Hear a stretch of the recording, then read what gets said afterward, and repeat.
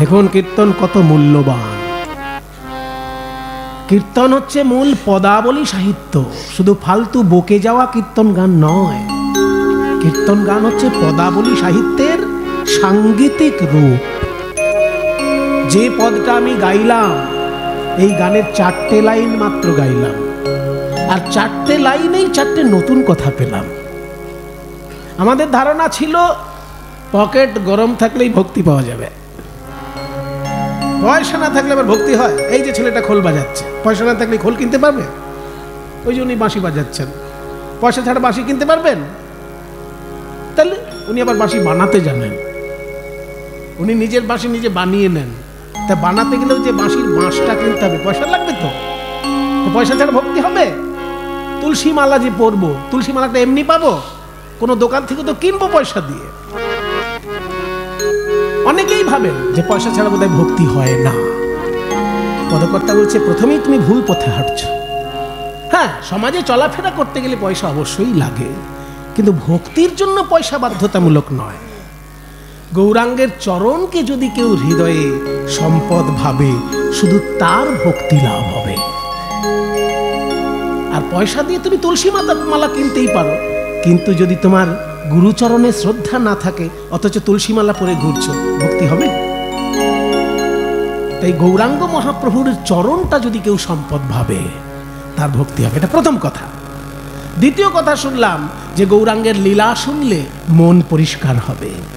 তৃতীয় কথা শুনলাম গৌরাঙ্গের নাম মুখে বললে হৃদয়ে প্রেম জাগবে, ওই যে তেঁতুলের উদাহরণ। চতুর্থ কথা শুনলাম যে গৌরাঙ্গের নাম বলে যদি চোখে জল আসে, তাহলে হৃদয়ে মাঝে লীলা দর্শন হবে। এই যে 4টে মহিমা শুনলাম, তাতে যদি আমরা আবার শুধুমাত্র গৌরাঙ্গ মহাপ্রভুকে ভালোবাসি আর তার পার্ষদগণের খোঁজ খবর না নিই, তাহলে সেটা কিন্তু অন্যায় হয়ে যাবে। গৌরাঙ্গ মহাপ্রভুকে ভালোবাসতে গেলে তার পার্ষদদেরকেও সমানভাবে শ্রদ্ধা করতে হবে। চৈতন্য চরিতামৃতে বলেছে যে মহাপ্রভুকে মানো অথচ নিতাইকে মানো না, মহাপ্রভুকে মানো অথচ অদ্বৈতকে মানো না, মহাপ্রভুকে মানো অথচ হরিদাস ঠাকুরের সমাধিতে একবার প্রণাম করনি, তাহলে কিন্তু তুমি মহাপ্রভুর ভক্ত হতে পারবে না। খুব সুন্দর একটা উদাহরণ দিয়েছে চৈতন্য চরিতামৃতে, বেশ মজার উদাহরণ, মানে বাচ্চা ছেলে ভুলানোর মতন উদাহরণ। বলছে একেতে বিশ্বাস আর অন্যে অসম্মান, অর্ধ কুকুটিকা নেয় তোমার প্রমাণ। একটু আগে আমি বলেছি যে বাংলা ভাষা সংস্কৃত ভাষা এমন কঠিন কঠিন জায়গা আছে যে পিএইচডি পাস করলেও সে বুঝতে পারবে না। এইটার মানে কি চট করে কেউ বুঝতে পারবে যদি ঠিক ঠিক পণ্ডিতের কাছে অর্থটা না জানা হয়? চৈতন্য চরিতামৃত পড়লেই কি মানে বোঝা যাবে? এই যে আমি বলছি, কই মানে বুঝতে কি কেউ? বলছে একেতে বিশ্বাস আর অন্যে অসম্মান। আমি তো সংস্কৃত বলছি না, বাংলাই বলছি। বাংলাই এত কঠিন যে বোঝা মুশকিল। একেতে বিশ্বাস আর অন্যে অসম্মান, অর্ধ কুকুটিকা নেয় তোমার প্রমাণ। এর মানে কি? ফার্স্ট লাইনটা বুঝলাম, সেকেন্ড লাইনটা কি? অর্ধ কুকুটিকা নেয়। এবার ভেঙে চুরে বুঝুন। অর্ধ মানে অর্ধেক, কুকুটিকা মানে, বলে এটা খুব চেনা জিনিস আপনাদের, কিন্তু বাংলাটা জানেন না। মুরগি, মুরগি, মুরগি চেনে না এমন বাঙালি বর্তমানে কে আছে বাবা? সেই জন্য মুরগিকে সংস্কৃত ভাষায় বলে কুকুটিকা। প্রাচীন ভাষায় বাংলাতেও কুকুটিকা বলা হতো, পণ্ডিতরা কুকুটিকা বলতেন। তাহলে অর্ধ কুকুটিকা মানে অর্ধেক মুরগি। এই অর্ধেক মুরগির দশা হবে তোমার। এই ব্যাপারটাকে বুঝতে গেলে ছোট্ট একটা হাসির গল্প শুনতে হবে। একজন একটা মুরগি পুষেছে, সে ঘন ঘন ডিম পাড়ে, আর তার পাশে এক বন্ধু মুরগি পুষেছে, সে আবার ঘন ঘন ডিম পাড়ে না। তো যখন ঘন ঘন ডিম পাড়ে না, যার মুরগি ডিম পাড়ে না তার মনটা খারাপ না? পাশের বাড়ির লোকের মুরগির রোজ ডিম হচ্ছে আর আমার বাড়ির মুরগির ডিম হচ্ছে না, তা আমার মনটা খারাপ হবে। তো একদিনকে গিয়ে ওই লোকটাকে বলল যে শোন ভাই, তোর মুরগি তো খুব ভাগ্যবান, তুই এমন মুরগি পেয়েছিস যে ঘন ঘন ডিম পাড়ে, আর আমার দেখ অপায়া কপাল, আমার মুরগি ডিমই পাড়ে না। তোর মতো যদি আমার মুরগি ঘন ঘন ডিম পাড়তো, তাহলে আমি রাতারাতি 2তলা বাড়ি করতাম। বলে রাতারাতি 2তলা বাড়ি করবি কি করে মুরগির ডিম? বলে হয় হয়, বুদ্ধি থাকলে হয়। তো বুদ্ধি নেই, কিছু করতে পারছিস না। বুদ্ধি দে একটু। শোন, মুরগির ডিম মুরগির পেটে থাকে, সারা গায়ে কি আর ডিম থাকে? ওই জন্য পেটটাকে বাড়িতে রাখ, আর বাকি মুরগি কেটে মাংসর দরে বিক্রি করে দে, আর ওই মাংসর টাকাটা ফিক্সড ডিপোজিট করে দিবে। এইরকম বন্ধুর বুদ্ধি যদি কেউ শোনে, কোনো হতভাগা যদি শোনে, তার মুরগি আর জীবনে ডিম পারবে? তা মুরগির ডিম, আমি কিন্তু চরিতামৃত থেকে বলছি, কোনো বাজে গাল গল্প করছি না। সেখানেও এত হাসির জিনিস আছে, আমরা খোঁজ খবরই রাখি না। সেখানে শুধু কঠিন কঠিন শ্লোক নয়, এরকম হাসির জিনিসও আছে সেখানে, কিন্তু আমরা খোঁজ খবর রাখি না, তাই জানি না। বলছে মুরগির থেকে যদি ডিম পেতে চাও, তাহলে শুধু মুরগির পেটটাকে বাড়িতে রাখলে হবে না, মুরগির গোটা অংশটাই বাড়িতে রাখতে হবে। ঠিক তেমনি কৃপা যদি পেতে চাও, শুধু মহাপ্রভু নয়, পঞ্চতত্ত্বেরই উপাসনা করতে হবে। বলো শ্রী কৃষ্ণ চৈতন্য প্রভু নিত্যানন্দ, শ্রীবাসাদি গৌর ভক্ত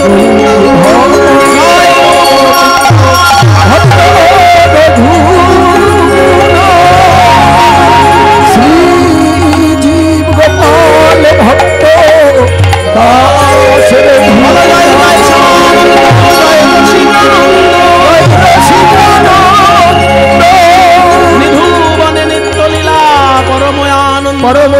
জয় গৌর ভক্তবৃন্দ, গৌর যার প্রাণ, সবে মিলে পরমরে প্রেম ভক্তি।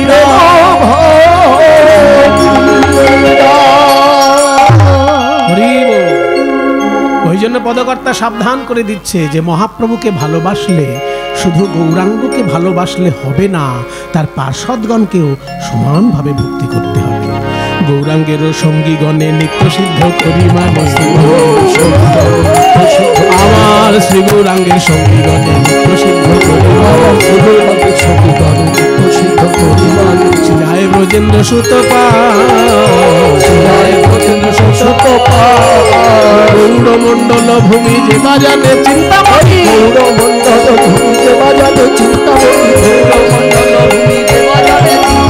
গৌরমণ্ডল ভূমি যে বাজাতে চিন্তামণি, হয় ব্রজ ভূমে ভেদ যেন করো না, ভেদ যেন করো না, নবদ্বীপ শ্রী বৃন্দাবন ভেদ যেন করো না, নবদ্বীপ বৃন্দাবন ভেদ যেন করো না, নন্দনন্দন শচী নন্দন ভেদ যেন করো না, নন্দনন্দন শচী নন্দন ভেদ যেন করো না, ওই ভক্তগণ আর গোপীগণ ভেদ যেন করো না, ভক্তগণ আর গোপীগণ ভেদ যেন করো না, তারি তো হয় রে বৃন্দাবনে বাস, তারি তো হয় রে বাস, তারি তো হয় রে বৃন্দাবনে বাস, তারি তো হয় রে বাস, তারি তো হয় রে, যে বাজানে চিন্তামণি, গৌরমণ্ডল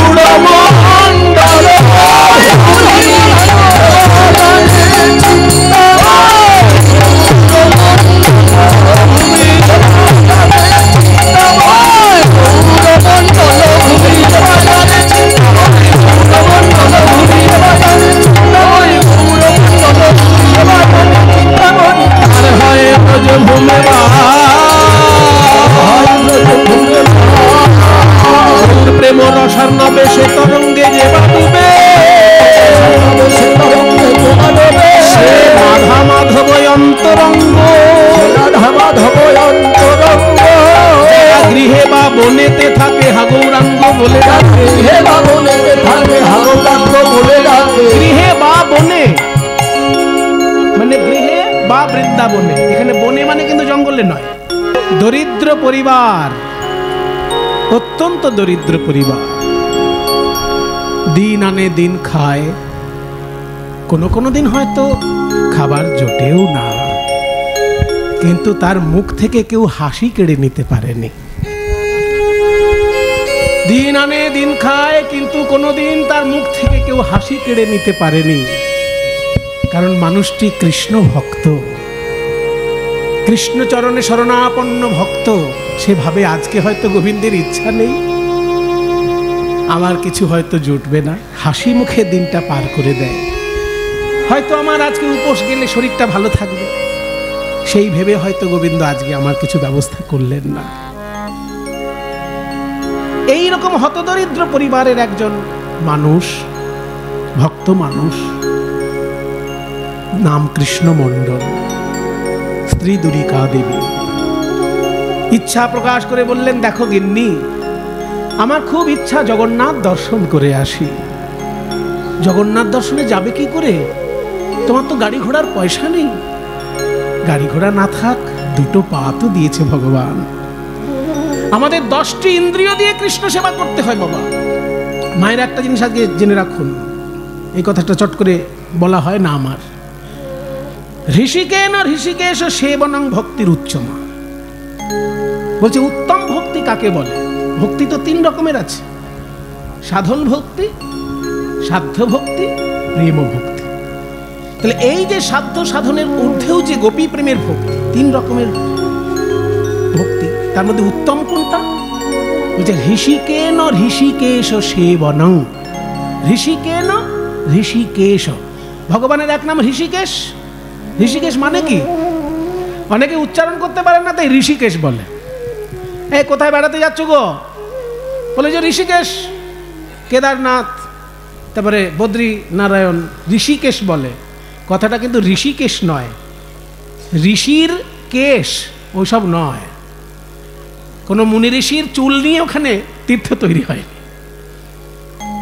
কথাটা হচ্ছে ঋষিক যুক্ত ইশ সন্ধি করে ঋষিকেশ হয়। রি ঋষিক মানে ইন্দ্রিয়। এই যে চোখ, এই যে কান, এই যে নাক, জিহ্বা, হাত, পা, মুখ, এগুলো সব ইন্দ্রিয় আমাদের। এই ইন্দ্রিয়গুলোকে সংস্কৃত ভাষা বলে ঋষিক। আর তার ঈশ্বর, ইশ মানে ইশ, এই প্রত্যেকটি ইন্দ্রিয়ের অধীশ্বর গোবিন্দ। ওই জন্য গোবিন্দের নাম হচ্ছে ঋষিকেশ। ঋষিক যুক্ত ইশ, ঋষিকেশ মানে আমাদের ইন্দ্রিয়ের অধীশ্বর তিনি। আমাদের চোখের মালিকও কৃষ্ণ, কানের মালিকও কৃষ্ণ, নাকের মালিকও কৃষ্ণ, জিহ্বার মালিকও কৃষ্ণ, হাতের মালিক, পায়ের মালিক, সর্বই অঙ্গের ইন্দ্রিয়ের মালিক তিনি। ওই জন্য তাকে বলা হয় ঋষিকেশ। উত্তম ভক্তি কাকে বলে? শাস্ত্র বলছে ঋষিকেন ঋষিকেশ সেবনং ভক্তি উচ্যতে। অর্থাৎ ইন্দ্রিয়ের দ্বারা যদি তুমি ঈশ্বরের সেবা করো, ঋষিকেশ মানে কৃষ্ণ বা ঋষিকেশ মানে বিষ্ণু বা ভগবান, তার সেবা করতে গেলে তোমার ঋষিকটা লাগবে, যেহেতু ঋষিকের অধীশ্বর তিনি। এই ইন্দ্রিয় ঋষিকেন মানে ইন্দ্রিয়ের দ্বারা, ঋষিকেশ সেবনম কৃষ্ণের সেবা। তাহলে ইন্দ্রিয় দ্বারা কৃষ্ণ সেবা। হাত দিয়ে না হয় সেবা করলেন, চোখ দিয়ে না হয় সেবা করলেন, কান দিয়ে না হয় সেবা করলেন। এই যে কীর্তন শুনছেন, কান দিয়ে সেবা করছেন। যখন শ্রীমূর্তি দর্শন করে প্রণাম করবেন, দর্শন চোখ দিয়ে সেবা করা হচ্ছে। যখনই প্রসাদের গন্ধ নাকে যাচ্ছে, উনি নাক দিয়ে সেবা করা হচ্ছে। যখনই প্রসাদ জিহ্বায় পাচ্ছেন, জিহ্বা দিয়ে সেবা করা হচ্ছে। কিন্তু পা দিয়ে কি করে সেবা হবে? এই পা দিয়ে সেবা করা হয় যদি তীর্থযাত্রা করা হয়, তখনই পাটাও কৃষ্ণ সেবায় লাগছে। আপনি তো যদি শ্বশুর বাড়ি যান, তাহলে সেটা কি আর সেবা বলা হবে? সেটা আপনি সমাজের সামাজিকতা রক্ষা করার জন্য যাচ্ছেন, নিশ্চয়ই যাবেন। বরং বৃন্দাবনে একবার যাবেন, শ্বশুর বাড়ি 4 বার যাবেন, তাও ঠিক। কিন্তু তবু বৃন্দাবনে অন্তত যাবেন তো। অনেকে দেখবেন তীর্থে গেলে হাঁটতে চায় না, ক্ষমতা আছে তবু হাঁটতে চায় না, ঠিক না। আপনার চরণটা কিন্তু কৃষ্ণ সেবায় লাগাতে পারলেন না, এটা আপনার ব্যর্থতা। যদি পায়ে ব্যথা না থাকে, যদি পা ভাঙা না থাকে, যদি নার্ভের কোনো গন্ডগোল না থাকে, যদি চরণ সুস্থ থাকে, তাহলে হেঁটেই তীর্থ দর্শন করতে হবে। তাহলে হয় কি, চরণটা সেদিনকে কৃষ্ণের সেবায় লাগলো। কারণ 10টা ইন্দ্রিয়ই গোবিন্দ সেবার জন্য তৈরি হয়েছে। ঋষিকেন ঋষিকেশ সেবনং বলছে। ঋষিক মানে ইন্দ্রিয়। ইন্দ্রিয় 10 রকম, 5টি জ্ঞানেন্দ্রিয়, 5টি কর্মেন্দ্রিয়।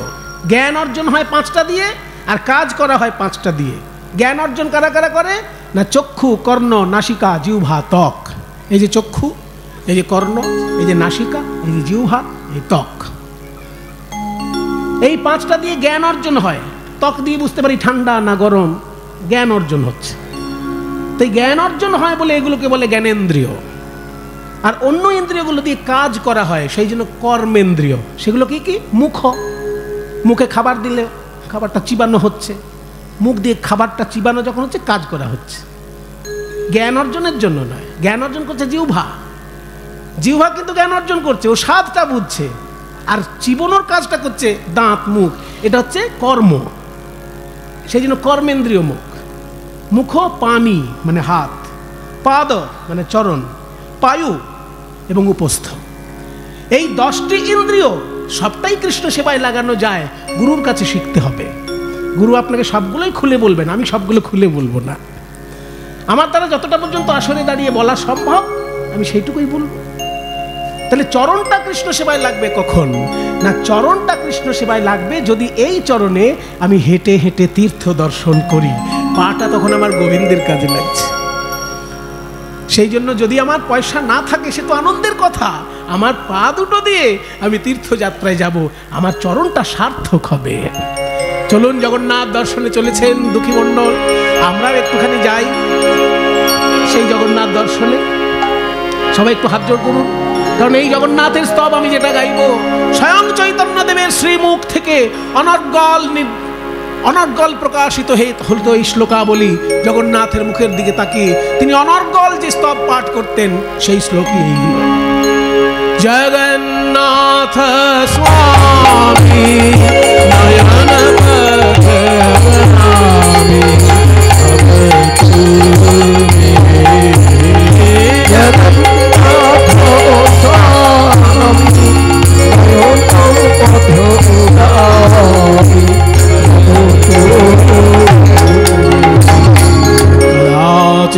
कालिंदितटो संगीत तरलो उदाभिरे नारी वदन कमलस्वादन धूप रमा शंभो रमावरपति गणेशार्चित पदो जगन्नाथ स्वामी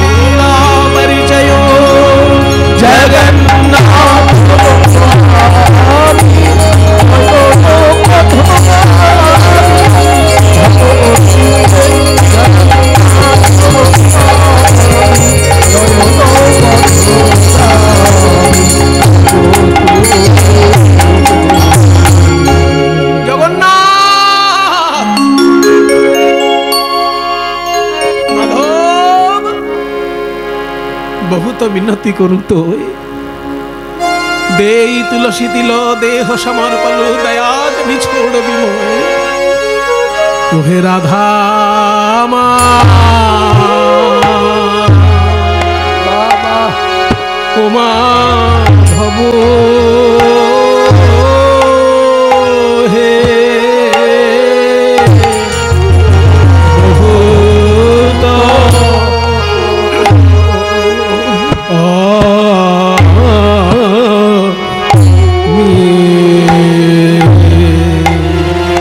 कमल गा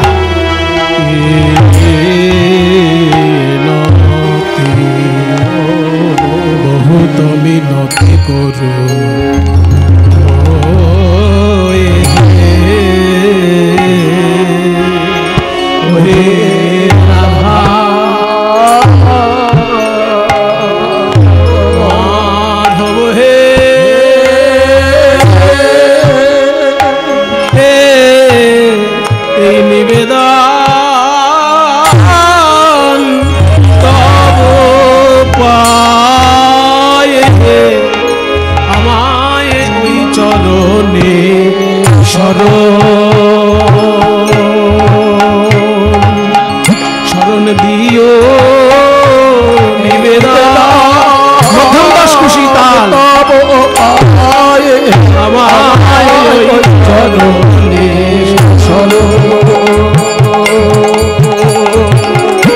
শরণ দিও তব পায়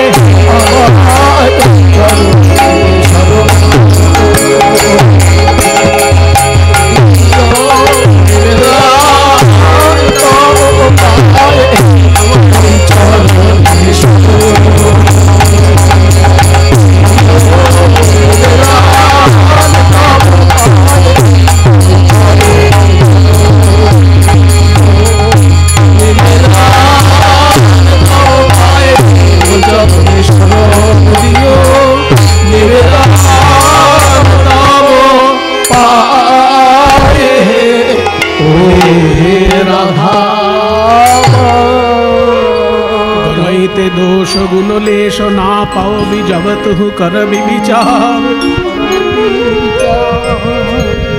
আমার যদি পাপ পুণ্যের বিচার করো ভগবান, শুধু পাপ আর পাপ পাবে আমার জীবনে। গুণ লেশ না পাওবি, গুণের লেশ মাত্র পাবে না। জব তু করবি বিচার, তুমি যখন বিচার করবে। বলে আমি যদি তোমার বিচার করি তাহলে শুধু দোষ পাবো আর গুণ পাবো না। তাহলে তোমার সাহস কি হলো, সাহস কি করে হলো আমার কাছে আসার? সাহস সাহস তো তোমার ভক্তগণ জুগিয়েছেন। তোমার ভক্তগণ পুরীধামে তোমাকে ডাকে কি নামে জানো? জগন্নাথ। ওই জগন্নাথ শব্দটা শুনে তোমার সাহস হয়েছে। তুমি যদি জগতের নাথ হও, শুধুমাত্র ভালো মানুষের নাথ এটা তো নয়। জগতে কি শুধু ভালো মানুষ থাকে? জগৎটা ভালো মানুষে মন্দ মানুষে মেশামেশি থাকে। তাহলে জগতের নাথ যদি তুমি হও, তাহলে তো তুমি মন্দ লোকেরও নাথ। সেই কথায় সাহস পেয়েছি আমি। তুহু জগন্নাথ জগতে কহায়সি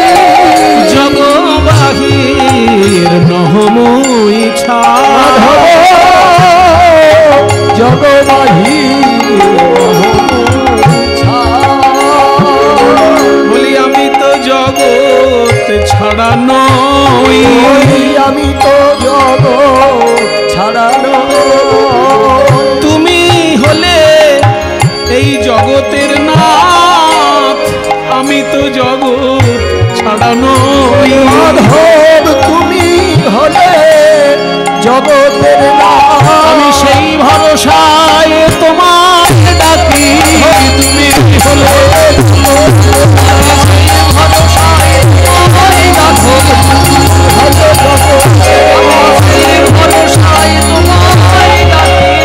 আমি তো জগৎ ছাড়া কি এ মানুষ পশু পাখি কি এ জনমিয়ে অথবা কীট পতঙ্গে আমার কর্ম বিপাকে গতাগতি পুন পুন মতি রহুতুয়া পরসঙ্গে ভনৈ বিদ্যাপতি অতিশয় কাতর। ভনৈ বিদ্যাপতি অতিশয় কাতর তরইতে ইহ ভব সিন্ধু তুয়া পদ পল্লব করু অবলম্বন তিলয়া দেহ দিন বন্ধু। জগন্নাথ, আমি গরিব মানুষ, দিন আনি দিন খাই। ভেবেছিলাম জগন্নাথের কাছে এসে কিছু চাইবো, কিন্তু কিছুই চাইতে পারলাম না প্রভু, আমি তোমার কাছে কিছু চাইতে পারলাম না, কারণ তোমার হাত নেই, তোমার পা নেই। ওমা, জগন্নাথের হাত নেই, পা নেই, তাই ভক্ত ভাবছে আমি চাইবো কি করে? হাত নেই, পা নেই কেন? আস্তে দাদা, আস্তে আস্তে, তত্ত্বের দিকে বলা হচ্ছে হাত নেই, পা নেই কেন? ভগবান তার হাত দুটো আমাকেই দিয়ে দিয়েছেন, তার পা দুটো আমাকেই দিয়ে দিয়েছেন। তাই বলছে, ওরে জীব, এই দেখ আমার হাত আমি তোকে দিয়ে দিলাম, তুই যেন বেকার হয়ে বসে থাকবি না। সরকার চাকরি দিতে না পারলেও তুই এমন কিছু একটা করে দেখিয়ে দিবি যে তোর কাছে যেন 100 জন এসে চাকরি করে। হাত যখন পেয়েছিস, কর্ম বিমুখ হবি না, এটাই ভগবানের শিক্ষা। জগন্নাথের দুটি হাত নেই মানে কি? আমাদেরকে তিনি হাত দুটো দিয়েছেন যে কর্ম করে যাও, ঠিক কোনো না কোনো দিন সুফল পাবে। ফল তো আমি দেব। কর্মণ্যেবাধিকারস্তে মা ফলেষু কদাচন। গীতা, ভগবান গীতায় বলছেন তুমি কর্মটা করো, হাত তো দিয়ে দিয়েছি তোমাকে, কর্ম তুমি করো, ফল তো আমি ঠিক দেব। তাই বলছে যে কর্মণ্যেবাধিকারস্তে, ভগবান হাত নেই জগন্নাথের, কেন? আমাকে তিনি হাত দুটো দিয়েছেন। পা নেই কেন? আমাকে পা দুটো দিয়েছেন। এই পা দিলাম, পৃথিবীর যেখানে যেতে হয় সেইখানে যা, ঠিক কর্ম খুঁজে পাবি।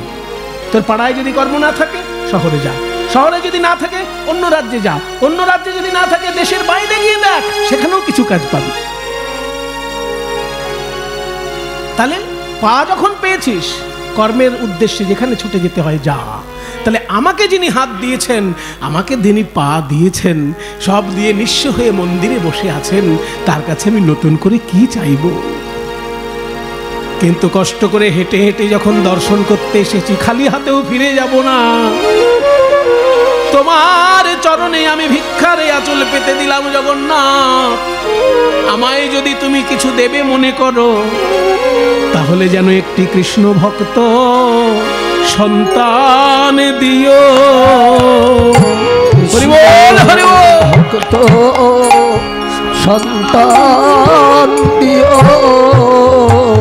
কৃষ্ণ ভক্ত সন্তান দিও, সন্তান দিও। তোমার চরণে এই বিনতি, কৃষ্ণ ভক্ত সন্তান দিও। তোমার চরণে এই বিনতি, কৃষ্ণ ভক্ত সন্তান দিও। হে জগন্নাথ, কর্ম করলে অর্থ উপার্জন হয় বটে, কিন্তু কৃষ্ণ ভক্ত সন্তান হবে কিনা কোনো নিশ্চয়তা নয়। কি বাবা, কর্ম করলে অর্থ উপার্জন হবে, কিন্তু কৃষ্ণ ভক্ত সন্তান পাবো কিনা সেটা তো ভগবানের কৃপার উপর নির্ভর করছে। তাই কৃষ্ণ ভক্ত সন্তান দিও, সে যেন প্রাণ ভরে ভজন করতে পারে। ভজনে আমার দ্বারা হলো না,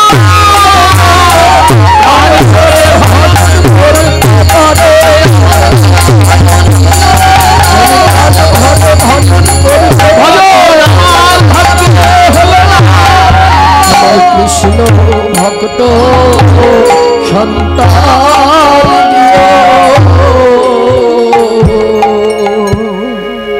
দুঃখী যখন বাড়িতে ফিরে এসেছে, দ্বারিকাকে বলছে, দ্বারিকা আমি জগন্নাথের মুখের দিকে তাকিয়ে কিছু চাইতে পারলাম না দ্বারিকা, আমি চাইলাম যেন আমার একটি কৃষ্ণ ভক্ত সন্তান হয়।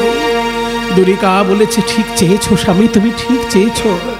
আমরা গরিব মানুষ, কিন্তু ভগবানের কৃপা ছাড়া তো ভক্ত সন্তান হয় না। তুমি ঠিক চেয়েছো, কর্ম করলেই অর্থ উপার্জন হবে, কিন্তু ভক্ত সন্তান পেতে গেলে ভগবানের কৃপা চাই। তুমি ঠিক চেয়েছো।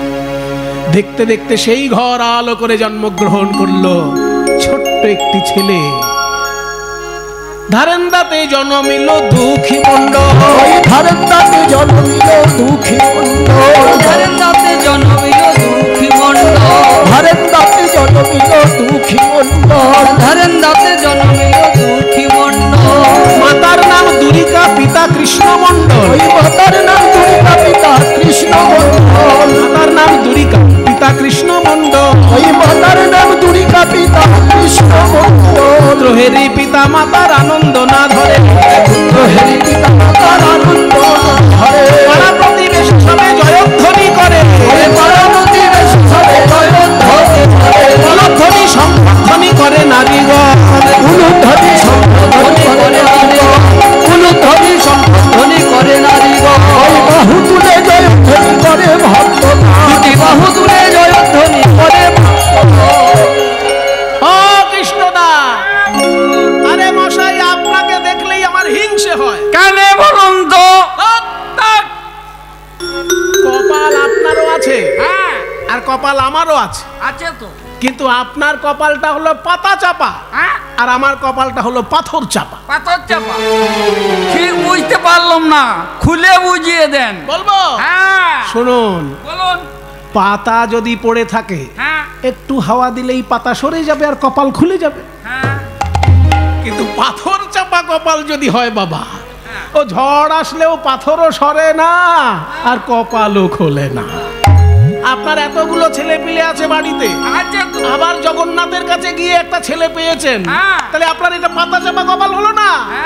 আবার পুজো করুন। পুত্র হেরি পিতা মাতার আনন্দ না ধরে, পুত্র হেরি পিতা মাতার আনন্দ না ধরে, পাড়া প্রতিবেশী সবে জয়ধ্বনি, ওই পাড়া প্রতিবেশী সবে জয়ধ্বনি করে। ঘর আলো করে জন্মগ্রহণ করলো ছোট্ট একটি ছেলে, কিন্তু কান্না তার কিছুতেই থামছে না, কান্না কিছুতেই থামছে না। যে কোনো শিশু জন্মগ্রহণ করার সময় কাঁদে বাবা, মাতৃগর্ভের যন্ত্রণা থেকে এই জগতে আসার সময় প্রচন্ড কষ্ট হয়, সেই জন্য তারা কাঁদে। এই যে জন্মকালে শিশু কাঁদতে কাঁদতে মাতৃগর্ভ থেকে বাইরে আসে, এই নিয়ে একটা সুন্দর তত্ত্ব কথা বলেছেন কবির। কবির বলেছেন, কবিরা जब हम पैदा हुए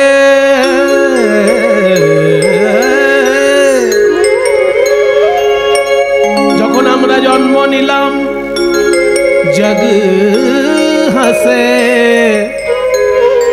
हम रोए,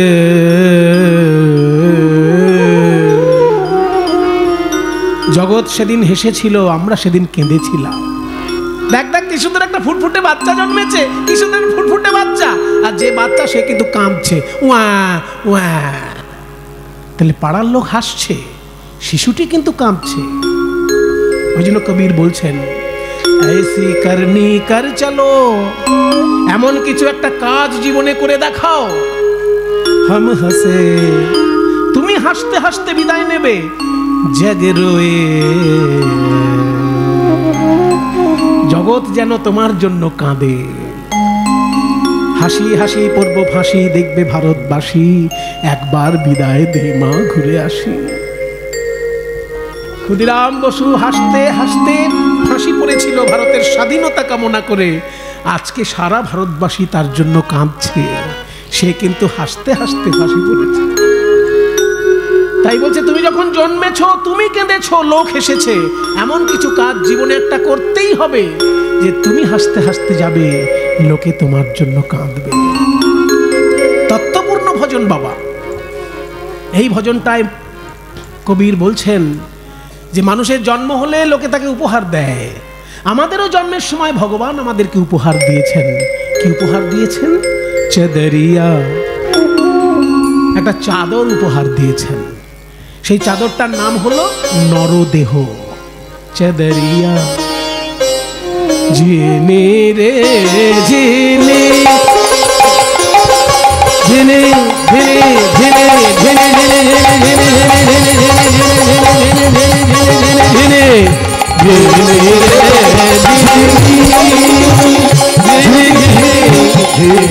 রে ঝিনি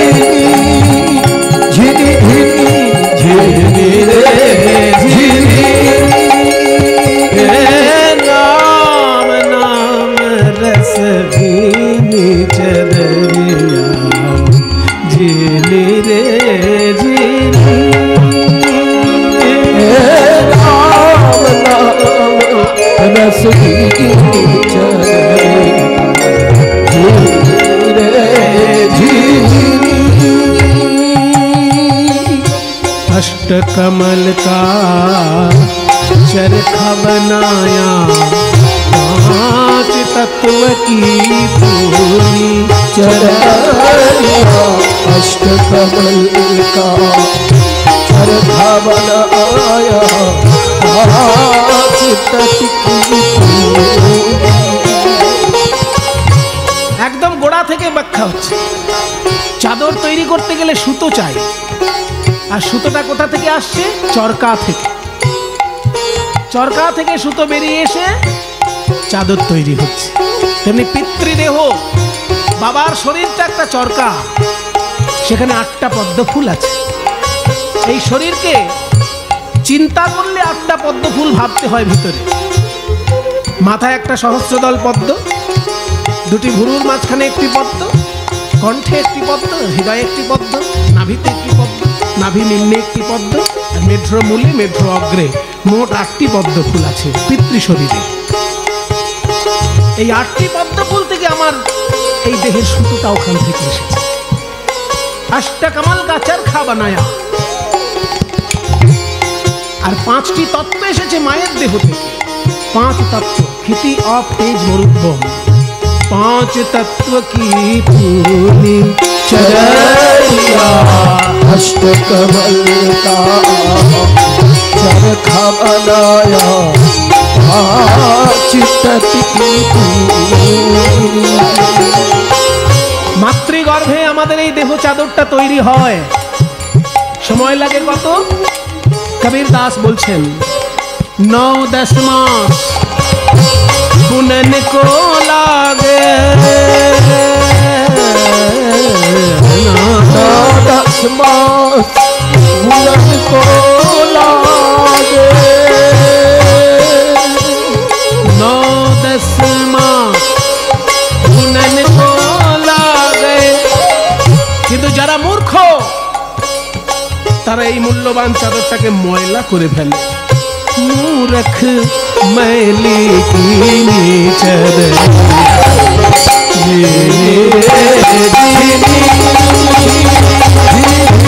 राम नाम रस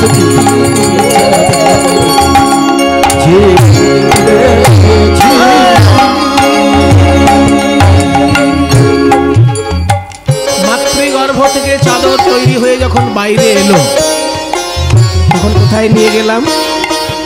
গুরুর কাছে। মাতৃগর্ভ থেকে বেরোলেই কি মানুষ হওয়া যায় বাবা? মানুষ তখনই হয় যখন সে শিক্ষকের কাছে পড়াশোনা করে আর আচার্যের কাছে দীক্ষা গ্রহণ করে উপাসনা করে। দুটো জিনিস চাই। আমাদের বোকামি হয়ে যায় শুধু শিক্ষা গ্রহণ করি কিন্তু উপাসনা গ্রহণ করি না। যদি শিক্ষকের কাছে গিয়ে শিক্ষা গ্রহণ করে আর আচার্যের কাছে দীক্ষা নিয়ে যদি উপাসনা করে, দুটো যদি মেলবন্ধন হয় তবে সে একটা মানুষের মতো মানুষ। তাই চাদরটা তৈরি করে এসে শিক্ষকের কাছে পাঠাতে হয়, গুরুর কাছে পাঠাতে হয়। जब मोरी चादर बन घर आई रंग रेज को दीनी चरैया जब मोरी चादर बन घर आई रंग रेज को दीनी। চাদর তৈরি হয়ে যখন এলো আমি রং করার জন্য গুরুর কাছে পাঠালাম। ধোপার কাছে পাঠালাম, পরিষ্কার করে দাও আর রং করে দাও। ধোপা হলো শিক্ষক আর গুরু, যারা আমাদের অজ্ঞান অন্ধকার দূর করে দিয়ে জ্ঞানের প্রদীপ জ্বালিয়ে দেন আর আমাদের মতন কুড়ে মানুষকে উপাসক বানিয়ে দেন গুরুর ক্ষমতা। এমন রঙে রাঙিয়ে দিল আমার গুরু, এখন আমার জীবন উজ্জ্বল হয়ে গেছে। ऐसा रंग रंगा रंग रेने ऐसा रंग रंगा रंग रेने लालो लाल कर दी चरनिया जी मेरे जी राम नाम रस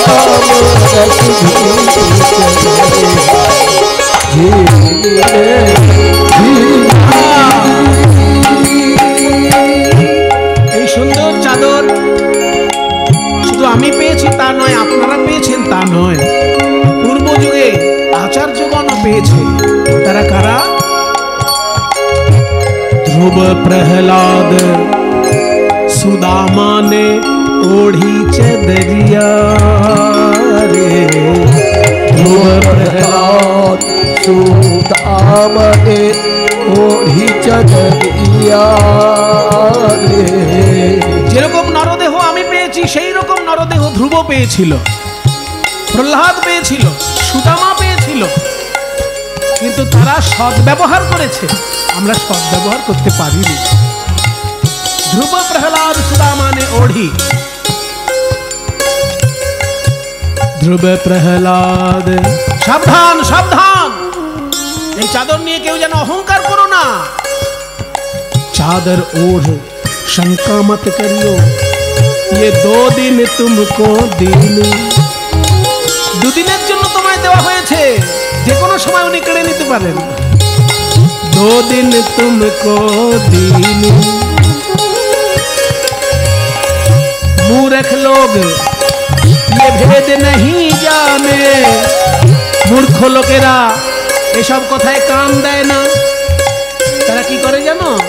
দিন দিন मैली, দিনে দিনে তারা ময়লা করে ফেলে এই চাদরটাকে। দিন দিন मैली कीनी चदरिया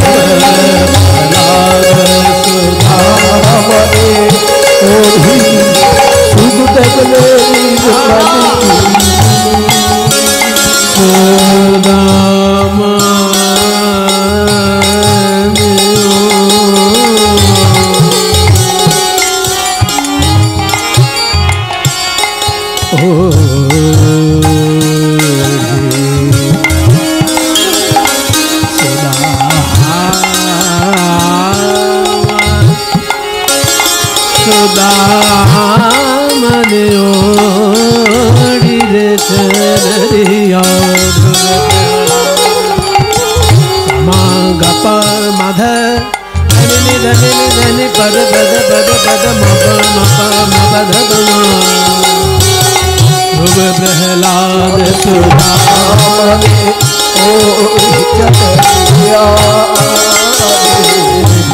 সুখদেব গোস্বামীও পেয়েছিল এই চাদর, আর তিনি ভাগবতের পাতায় নির্মল করার পদ্ধতি বলে গেছেন। সুখদেব নে নির্মল কিনি। এবার কবির বলছেন, দাস কবির,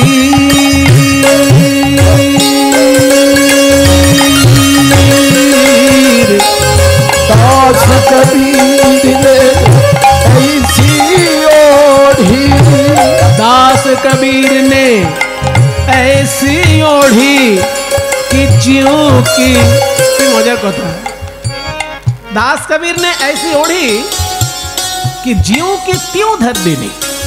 হিন্দিতে জিও কে তিও মানে কি? এই তো ঝাড়খণ্ডে থাকেন, জিজ্ঞেস করেন, ঝাড়খণ্ডে থাকেন তো হিন্দি চলে খুব ওখানে। বলুন জিও কে তিও মানে কি? বাবা, জিও কে তিও মানে যেমনকে তেমন, যেমনটি দিয়েছেন তেমনটি ফেরত দিলাম। আস্তে দাঁড়াও, একটু বুঝিয়ে দিই। মনে করুন আপনার বই নেই, আপনি আমার থেকে একটা বই নিলেন, সুমনবাবু আমাকে একটু গীতা পড়তে দিন, তাহলে গীতা দিলাম আপনাকে। এবার দেখা গেলাম আপনি গীতাটা নিয়ে আপনি এমন করলেন, পাতা ভাঁজ করে করে মুড়ে মাড়ে এমনভাবে দিলেন আমাকে গীতাটা ফেরত। আর জীবনে যদি অন্য কোনো বই চান আমি দেব? আমি যেমন দিয়েছি তেমনি পরিষ্কার পরিচ্ছন্নতা আমাকে ফেরত দেওয়া উচিত। যদি দেন তাহলে আবার পাবেন। ঠিক তেমনি ভগবান যেমনটি দেহ চাদর দিয়েছেন তাদেরকে, তারা ঠিক সেইভাবে ভগবানের সেবায় দিয়ে দিয়েছে। আর আমরা মুড়ে মারে ময়লা করে যদি ফেরত দিই তাকে, আর পাবো? ওই জন্য এত মজা করে বলছেন, দাস কবীর নে ऐसी ओढ़ी कि जियों के त्यों धर देने, जियों के त्यों धर देने।